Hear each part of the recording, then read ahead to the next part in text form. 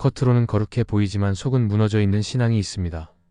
교회에서 예배드리고 섬기며 열심을 내는 것 같지만 실제 삶 속에서는 전혀 다른 모습으로 살아가는 사람들이 있습니다. 겉모습은 경건해 보이지만 내면은 공허하고 무너져 있는 신앙은 결국 하나님 앞에서 진실하지 못한 신앙입니다. 주님께서는 외식하는 서기관과 바리새인들을 향해 회칠한 무덤과 같다고 말씀하셨습니다. 겉은 깨끗하고 아름답게 보이지만 속은 썩어 있다는 것입니다. 우리도 신앙의 껍데기만 남아있다면 하나님이 기뻐하시지 않습니다. 오늘은 겉은 거룩하지만 속은 무너진 신앙의 특징을 살펴보고 우리의 신앙을 진실하게 점검하며 하나님 앞에 바로 서기를 원합니다. 첫째, 신앙이 무너진 사람들은 교회에서는 열심이지만 가정에서는 무너져 있습니다. 교회에서의 모습은 누구나 경건해 보일 수 있습니다. 찬양할 때 목소리를 높이고 기도할 때 간절하게 눈물을 흘리며 봉사와 헌신에 빠지지 않는 것처럼 보일 수 있습니다. 그러나 진정한 신앙은 교회 안에서 드러나는 열심보다 가정에서의 삶에서 나타나야 합니다. 가정은 우리의 신앙이 가장 진솔하게 드러나는 자리이기 때문입니다. 아무도 꾸며주지 않고 아무도 대신 살아주지 않는 가장 가까운 공간에서 우리의 믿음은 본래의 모습을 드러내게 됩니다. 그래서 교회에서 열심히 섬기고도 가정에서는 무너져 있는 사람은 신앙이 뿌리 내리지 못한 상태라고 할 수 있습니다. 성경을 보면 다윗은 여러 차례 하나님 앞에서 진실하게 기도하며 자신의 연약함을 고백했습니다. 그가 완전한 사람은 아니었지만 하나님 앞에서 자신의 죄를 숨기지 않고 솔직하게 드러냈습니다. 그러나 신앙이 무너진 사람들은 교회에서는 거룩한 체하지만 가정에서는 전혀 다른 얼굴로 살아갑니다. 가족과의 대화 속에서 은혜의 언어보다 상처 주는 말이 더 많고 가정을 신앙의 울타리로 세우기보다 세상의 기준에 맡겨버리는 경우가 많습니다. 결국 이런 모습은 하나님께서 원하시는 경건과 거리가 멀어지게 합니다. 하나님은 가정이 작은 교회가 되기를 원하십니다. 아브라함이 하나님의 부르심을 받았을 때 그와 그의 집안이 함께 언약의 길을 걸어가기를 원하셨습니다. 여호수아도 이스라엘 백성 앞에서 이렇게 선포했습니다. 나는 오직 나와 내 집은 여호와를 섬기겠노라. 교회에서 아무리 큰 사역을 맡고 있어도 가정에서 믿음이 무너진다면 그 신앙은 불완전한 것입니다. 교회는 주일 하루의 시간으로만 드러나는 곳이지만 가정은 매일의 삶 속에서 신앙을 살아내야 하는 자리이기 때문입니다. 현대 사회에서 많은 사람들이 교회 봉사에 집중하면서도 가정의 영적 책임을 소홀히 하는 경우가 많습니다. 자녀와 함께 말씀을 읽고 기도하는 시간을 가지지 않고 부부 사이에서도 신앙의 대화가 단절된 채 살아가는 경우가 많습니다. 그 결과 자녀들은 부모의 이중적인 모습을 보면서 혼란을 겪고 신앙의 본질이 무엇인지 깨닫지 못한 채 성장합니다. 결국 부모가 교회에서 보여준 열심은 가정에서 드러나는 불일치로 인해 자녀들의 마음에 큰 상처를 남기게 됩니다. 이와 같은 문제는 단순히 개인의 실패에 그치지 않고 다음 세대의 신앙을 흔들어 놓습니다. 부모가 신앙의 본을 보이지 못하면 자녀는 신앙을 형식으로만 배우게 되고 결국 성장하면서 교회를 떠나거나 하나님과의 관계에 무관심하게 됩니다. 그러므로 신앙은 반드시 가정 안에서 먼저 살아내야 하며 그 신앙이 교회에서의 섬김과 사역으로 이어져야 합니다. 사도 바울은 디모데전서에서 집안을 다스릴 줄 모르는 자가 어찌 하나님의 교회를 돌볼 수 있겠느냐고 말씀했습니다. 이 말씀은 신앙이 가정에서부터 증명되어야 함을 분명히 보여줍니다. 가정에서 믿음을 세우지 못하면서 교회에서만 열심을 내는 것은 하나님 앞에서 진실하지 못한 삶입니다. 겉모습은 화려할지 몰라도 속은 무너져 있는 모습입니다. 따라서 우리는 교회에서의 열심과 가정에서의 삶이 일치하도록 점검해야 합니다. 자녀와 함께 기도하는 시간을 만들고 부부가 함께 하나님의 말씀을 묵상하며 작은 일상 속에서도 신앙의 향기를 드러내야 합니다. 이것이 하나님이 기뻐하시는 진정한 경건의 모습입니다. 교회에서의 봉사가 아무리 많아도 가정에서 무너져 있다면 그 신앙은 온전하지 못합니다. 그러나 가정에서부터 신앙을 바로 세운다면 그 가정은 교회와 세상 속에서 하나님의 영광을 드러내는 참된 빛이 될 것입니다. 둘째, 신앙이 무너진 사람들은 십자가는 말하지만 자기 십자가는 지려 하지 않습니다. 십자가는 그리스도인의 신앙의 중심입니다. 우리는 예수 그리스도의 십자가를 통해 구원받았고 그 은혜를 늘 고백하며 살아갑니다. 그러나 문제는 십자가를 입술로만 말하고 삶에서는 그 십자가를 지려 하지 않는 데 있습니다. 교회에서는 십자가를 노래하고 고백하지만 실제로 자기 부인과 희생이 요구되는 순간에는 발걸음을 돌려버리는 모습이 많습니다. 십자가를 말하면서도 그 십자가의 무게를 외면한다면 신앙은 겉모습만 남고 내적인 힘은 점점 사라지게 됩니다. 예수님은 제자들에게 나를 따라오려거든 자기를 부인하고 자기 십자가를 지라고 말씀하셨습니다. 이 말씀은 단순히 고난을 견디라는 의미가 아니라 자신을 내려놓고 하나님 뜻에 순종하는 삶을 말합니다. 그러나 신앙이 무너진 사람들은 예수님의 십자가를 찬양하면서도 정작 자기 삶에 주어진 십자가는 거부합니다. 희생을 요구받으면 힘들다고 말하고 불편함을 감수하기보다 편안한 길을 선택하려 합니다. 결국 십자가를 외치는 입술과 실제 삶 사이에 큰 간격이 생기게 됩니다. 성경에서 베드로는 예수님께서 십자가의 길을 말씀하실 때 결코 그런 일이 있어서는 안 된다고 강하게 반대했습니다. 그러나 주님은 그런 베드로를 사탄아 내 뒤로 물러가라 하시며 꾸짖으셨습니다. 이는 하나님의 뜻을 거부하고 사람의 안일만을 구하는 태도가 얼마나 위험한지를 보여줍니다. 오늘날에도 많은 이들이 주님의 십자가는 존중하지만 자신이 감당해야 할 십자가에는 눈을 감습니다. 교회 안에서는 큰 소리로 신앙을 외치지만 실제 삶에서 손해를 감수하거나 자기 희생을 선택하는 일에는 뒷걸음질 치는 것입니다. 십자가를 말하면서도 지지 않는 신앙은 결국 자기 중심적인 믿음으로 흐릅니다. 내가 원하는 것만 구하고 내 삶에 유익이 되는 것만 추구합니다. 그러나 진정한 믿음은 내 뜻을 내려놓고 하나님의 뜻을 따르는 자리까지 나아가야 합니다. 이것은 단순히 거창한 사명을 의미하는 것이 아니라 일상 속에서 주어진 십자가를 기쁨으로 받아들이는 것을 말합니다. 가정에서의 작은 인내, 직장에서의 정직함, 관계 속에서의 용서와 사랑도 다 자기 십자가입니다. 이런 삶을 외면하고 십자가를 입술로만 말한다면 신앙은 껍데기만 남게 됩니다. 오늘날 많은 사람들이 성공과 번영의 복음에 마음을 빼앗기고 있습니다. 믿음을 가지면 모든 것이 잘 되고 형통할 것이라는 기대만 합니다.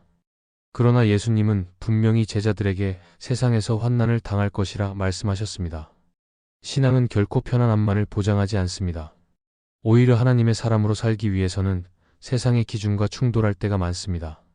이때 자기 십자가를 지고 따르는 것이 진짜 믿음입니다. 사도 바울은 그리스도의 고난에 참여하는 것을 영광으로 여겼습니다. 그는 예수의 죽으심을 몸에 짊어지고 다니며 복음을 위해 많은 고난을 감당했습니다.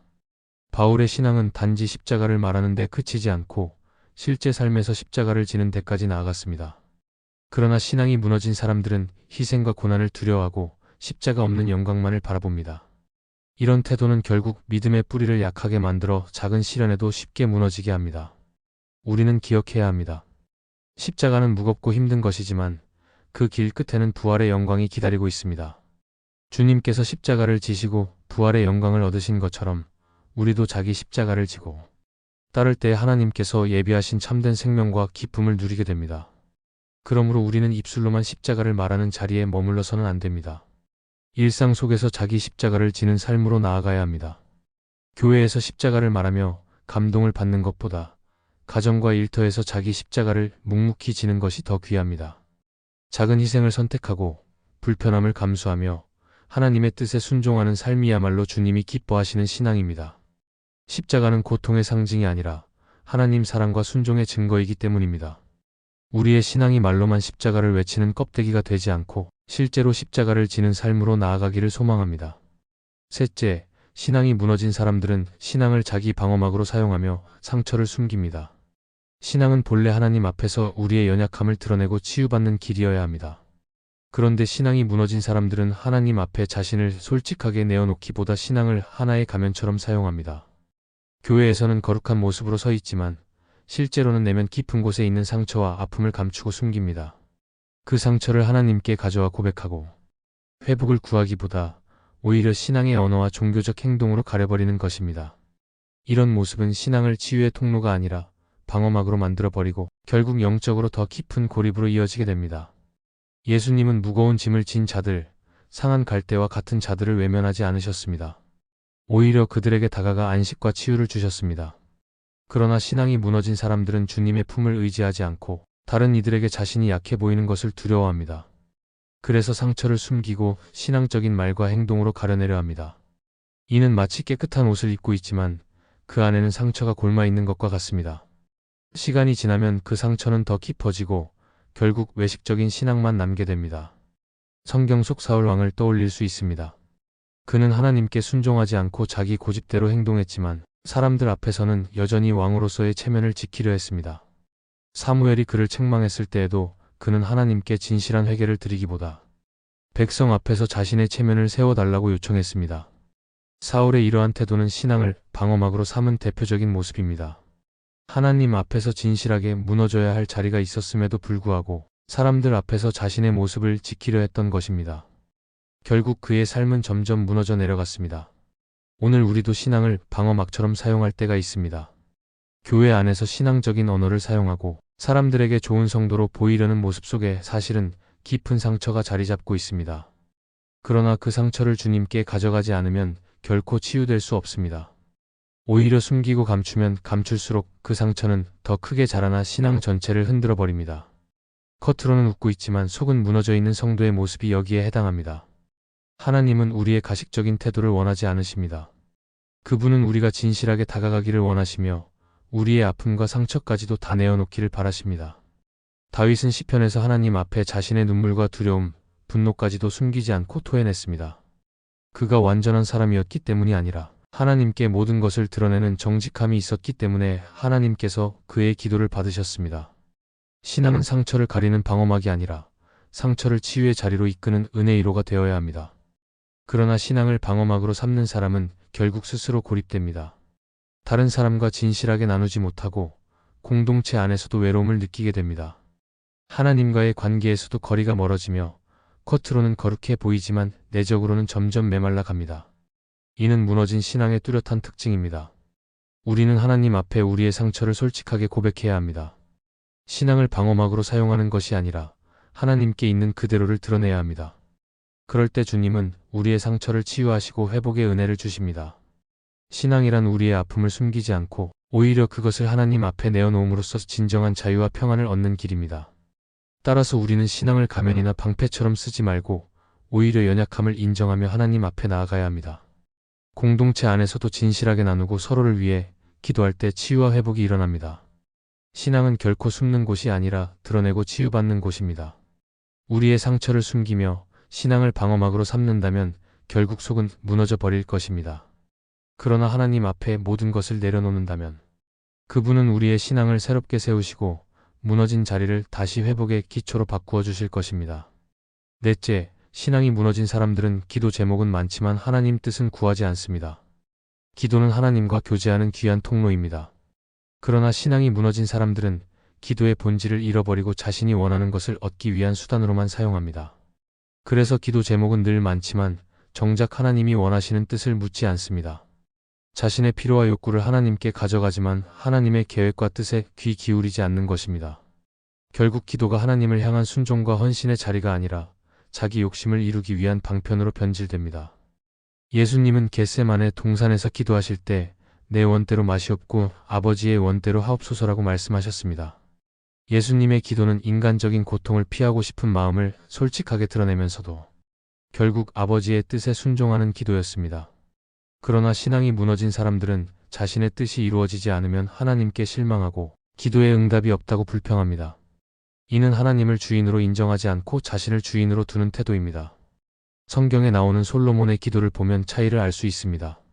그는 왕이 된 후 하나님께 무엇을 구하겠느냐는 질문을 받았을 때 북이나 장수가 아닌 지혜를 구했습니다.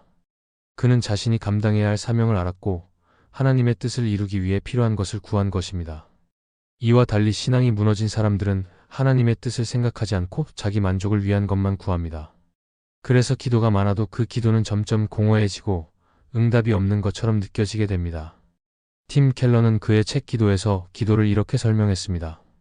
기도는 하나님을 이용하기 위한 도구가 아니라 하나님과 친밀히 교제하며 하나님의 뜻에 자신을 맞추는 과정이다. 이 말처럼 기도의 목적은 내가 원하는 것을 얻는 것이 아니라 하나님과 깊은 교제를 이루고 내 뜻을 하나님의 뜻에 맞추는 것입니다.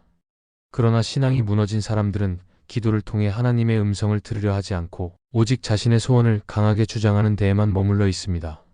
현대 신앙인들이 자주 빠지는 함정이 바로 여기에 있습니다.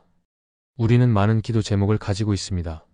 건강, 가정, 직장, 자녀, 재정의 문제까지 매일의 삶 속에서 하나님께 구할 것들이 끊임없이 생깁니다. 그러나 중요한 것은 그 제목들을 하나님 앞에 가져갈 때 내가 원하는 것을 주장하는 것이 아니라 하나님의 뜻 안에서 정리하고 조율하는 것입니다. 기도 제목이 많다는 것은 우리의 연약함을 드러내는 것이지만 그 안에 하나님의 뜻을 구하지 않는다면 결국 기도는 자기 중심적인 반복이 될 뿐입니다. 야고보서에서 너희가 구하여도 받지 못함은 정욕으로 쓰려고 잘못 구하기 때문이라고 말씀합니다.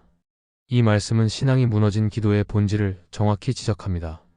아무리 열심히 기도해도 그 기도가 하나님의 뜻을 구하는 것이 아니라 내 욕심을 채우려는 것이라면 하나님께서 응답하지 않으십니다. 응답이 없는 이유는 하나님께서 무심하시거나 우리의 기도를 듣지 않으시기 때문이 아니라 우리의 기도가 방향을 잃고 있기 때문입니다.